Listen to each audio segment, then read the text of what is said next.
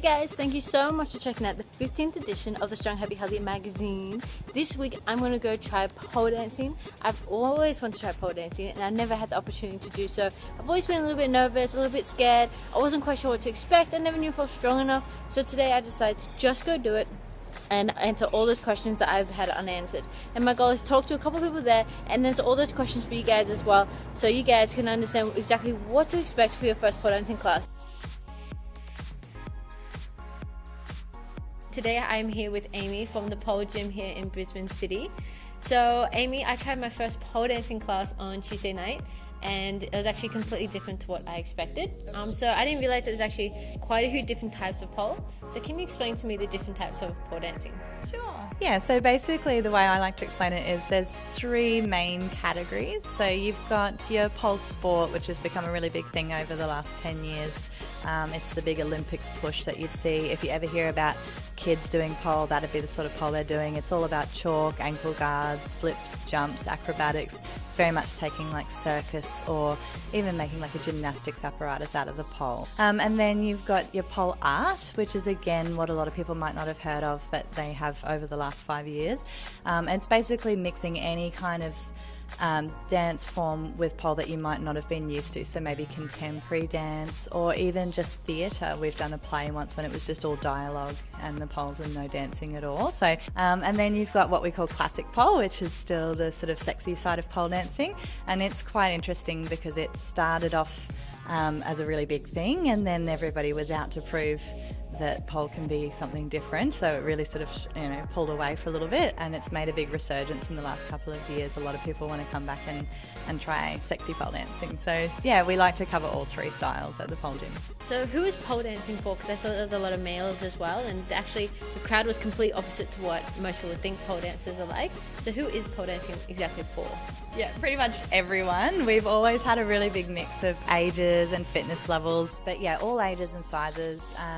Most studios, well, there's a lot of studios that are doing both genders now. It did start off as quite a girl thing to do, but certainly in terms of the pole sport side of things with the tricks and acrobatics.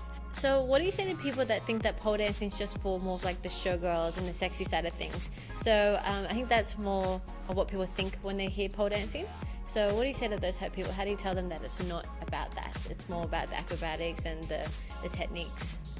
Yeah, well, that was kind of the line for the first, 5-6 years of the industry is, it's not this. So that's why we spend our time opening ones, because it is that. We don't shy away from that element of it.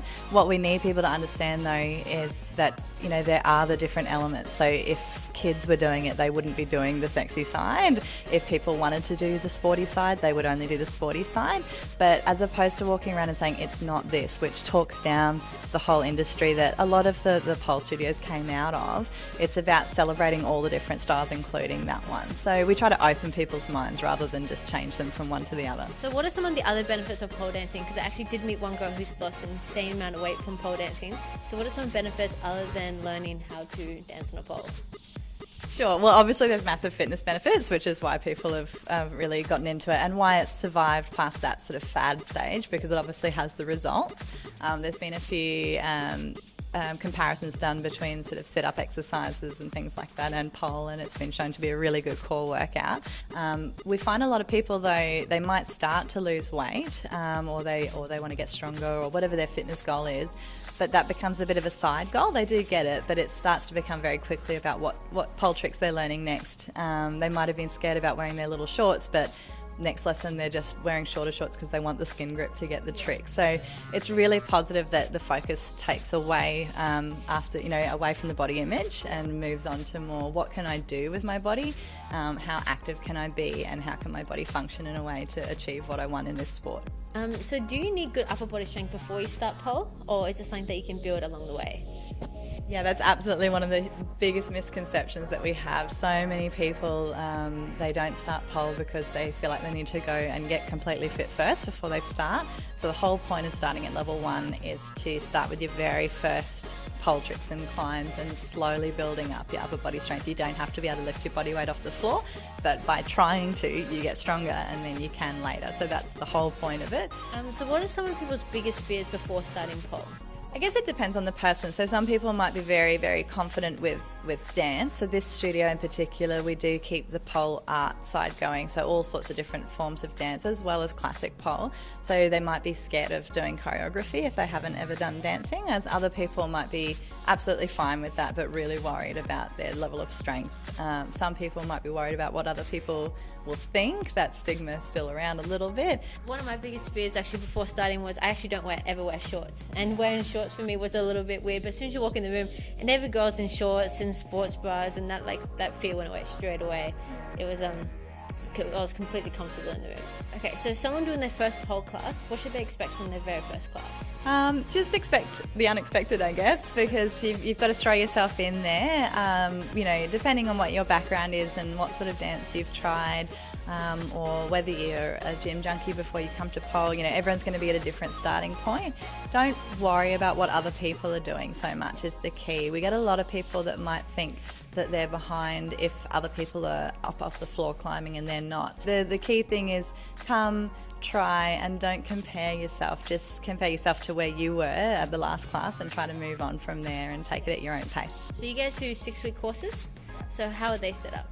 Sure, so basically in the 6-week course, each student has a pole to themselves and they learn their core material for the week, and then they can come in, there's a separate area, a bit like the treadmills of a gym, that you can just come and use any time to train, and you come and revise with the studio iPads and your routine so you can remember for next week, and a lot of extra time that you can come and see the instructors for extra help and casual classes as well. But in that main core class once a week, you have 1 hour, you learn basically your next fundamental trick, like a climb or a spin or something like that, and your dance steps for that week, and then you move on from that next week so that by the end of the 6 weeks you've finished your routine for that level. Okay, so when people do their first class, a lot of people don't really know what to wear.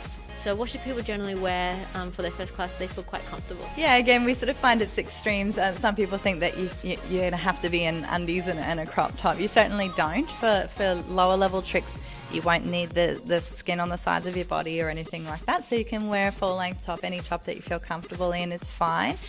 Bare feet will be fine for the class. But the main thing is, yeah, you do need to avoid long leggings or long pants because you need your skin to grip when you climb the pole. So shorts is basically what you need. So how can people find you? This studio? Yeah.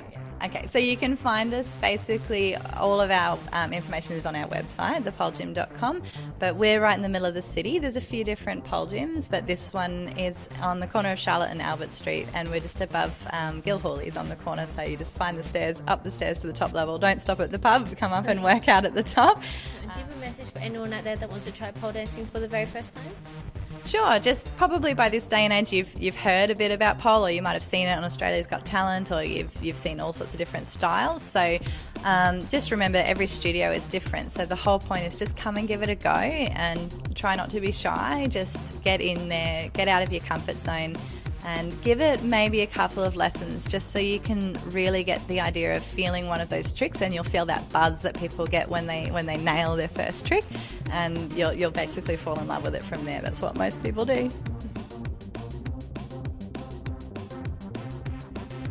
Thank you so much for checking out this introduction to pole dancing episode. I had so much fun doing it. I had more fun pole dancing than I actually thought I would. I've always wanted to try pole dancing, but I just had so many unanswered questions, and this episode really answered every question that I needed to know about what to expect from my first pole dancing class. So I really hope that I got to answer some of those questions for you guys as well. So if you like this video, please make sure you like, follow, and subscribe to all my social channels, and there's lots of cool videos coming up in the future, so please stay tuned.